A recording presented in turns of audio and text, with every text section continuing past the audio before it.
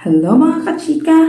Heto na naman ang bagong viral video ni Maris Racal na tumatakbong panty at bra lang ang suot. Naloka ang mga manunood sa pagtakbo at pakikipagbakbak ni Maris Racal na ang tanging suot lamang ay panty at bra. Usap-usapan ngayon sa social media ang mga nakakalokang eksena ni Maris sa action series ng ABS-CBN na Incognito na pinagbibidahan din ni Richard Gutierrez, Ayan Veneracion, Anthony Jennings at Daniel Padilla. Maraming bumilib sa tapang ng kapamilya aktres na gawin ang mga naturang eksena kung saan talagang game na game siyang tumatakbo habang hinahabol siya ng mga kalaban. Bukod dyan, medyas lang ang suot niya sa paa kaya siguradong nahirapan din si Maris sa mga ginawa niyang stunts sa mga nasabing eksena.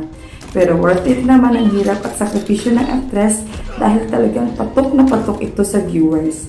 May nagkomento pa nga na sa Baguio raw kinunan ang bra at panty ni Maris, pero mukhang deadma lang sa kanya ang lamig doon para lang mas maging makatotohanan ang mga action scenes niya.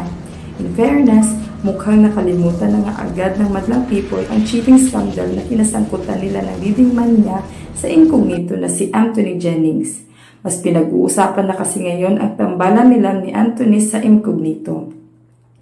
Marami naman ang nagbigay komento tungkol sa dalawa. Isa na rito ang komento ng isang netizen na, iba talaga ang magaling, hindi kayang pabagsakin ng mga feeling perfect at mga walang kasalanan.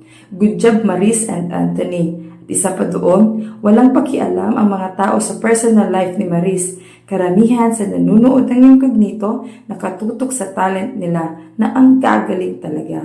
Magaling talaga ito si Maris at Anthony, kaya mahal pa rin sila ng maraming fans.